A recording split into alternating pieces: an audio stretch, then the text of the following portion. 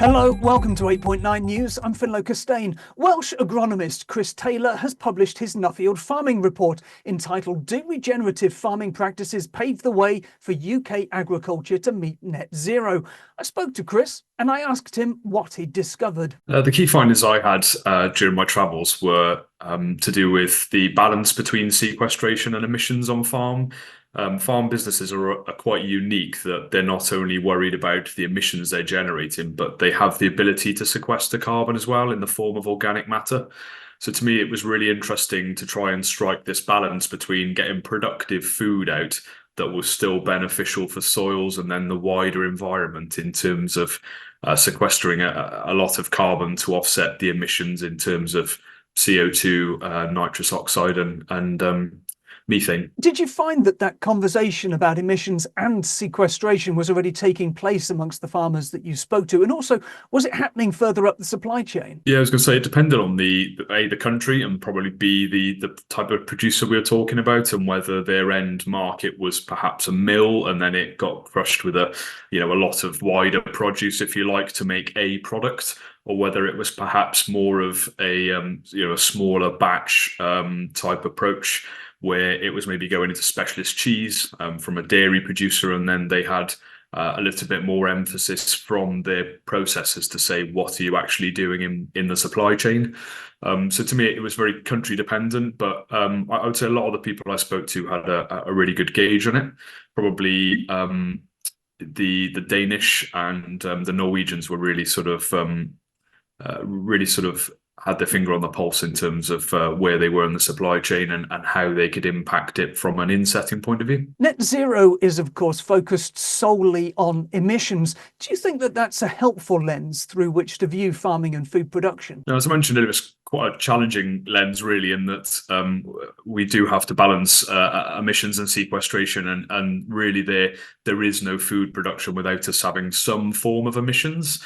And really, for me, it's about limiting them as much as we can while still maintaining our productivity, but really trying to implement practices that allow us that output and our food security at the end of the day, but do have some benefit in terms of sequestration as well. So it really is a balancing act in the agricultural community, and there's a lot of ways we can perhaps take some ground out that's not performing or that's not suitable for certain types, and have that in something that's going to deliver net zero on a sort of wider scale for that farm business. And maybe I'm thinking of sort of trees or ponds, something that benefits the environment and the local biodiversity as well. Now, ponds are often forgotten in terms of net zero and drawdown conversations. What benefits do ponds have? It's probably to do with the species that they're harbouring there, and water bodies are still great for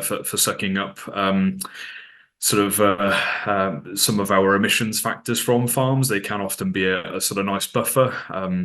So the location of them is obviously very important, because we don't want them getting sort of impacted by farming practices around them. But I think they're great up that sort of food chain, if you like, in terms of having the smaller species there that are then predated on by the slightly bigger ones, and the bigger ones to we're right up to your larger birds of prey, etc., and ensuring everyone in the food chain's got a food source. Chris, you mentioned that some farmers were already thinking in terms of net carbon accounting, so emissions and drawdown. But during your research, did you find farmers who were successfully reporting on their net carbon output? Yeah, there was some really good tools used in the UK previous to now, and there are a lot of farmers on there with current data that's going into the current model is showing they're actually sequestering more carbon on the farm than they're emitting. My concern is those models will probably develop and change over time. And although we're doing the best we can to our ability at the moment, I think that it is a moving feast. And that was one of the big recommendations out of my report for me was, although it is a moving feast, I think you need to be involved and engaged in it at the moment, so that when it does start to change, you've at least got some baseline data. Otherwise, I think the later you leave that baselining, the more difficult it gets for me to actually account properly. Were there instances where you found that efforts to sequester and store carbon, for example, through soil, trees and hedges, and indeed ponds, fully mitigated the emissions that were being produced by that particular farm? Yeah, as I mentioned earlier, there was some farms that we've used UK tool called the Farm Carbon Toolkit.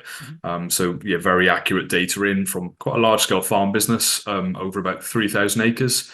And accounted for their sequestration and their emissions, and they did come out to the right side of net zero in that particular farm business. So, as I mentioned earlier, it's probably how the goalposts move over time, and how the calculators will change, and the data we probably asked to put into them changes. I did find some fantastic examples of work that was being done in the UK with the Allerton project, where they were trying to get a new hedgerow code, because at the moment there's a universal hedge that's put into a lot of these, and well, they were saying, well, who dictates what a universal hedge looks like? So can we have meters wide by meters tall species, sort of density, all these things that are so difficult to capture across the whole of the UK, but can make a huge difference when we're talking about a country like the United Kingdom, really. Chris, we've touched on this already, but addressing the nature crisis requires more than just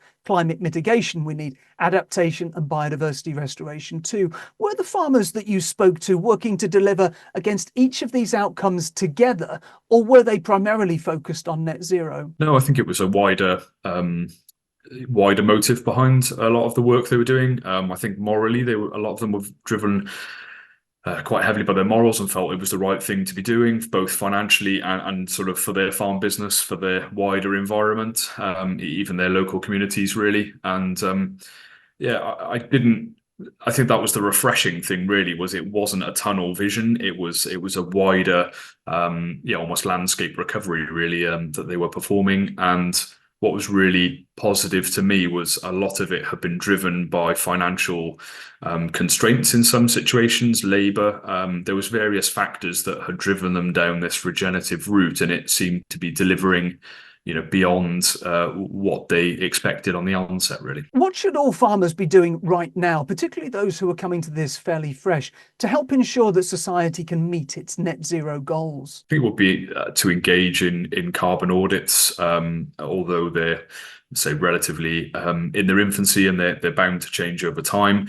I believe the metrics that are starting to be gathered won't change dramatically. So I think if you can build data, even if it's just being entered and you're sitting on it for the moment, get it entered, or at least collated in terms of that data package. And then when things do start to develop, and maybe the pressure comes a bit heavier in the future, then you're set up, with a really good baseline on your particular farm business. And I think that would be a great way to start off. There are lots of different farm carbon audit tools in the marketplace. Do you have a view on which one works best? Again, this is probably slightly UK biased, but there seems to be the difficulty is getting one that works well on a mixed farm, shall we say. So from an arable point of view, I've gotten really, really well with the Farm Carbon Toolkit.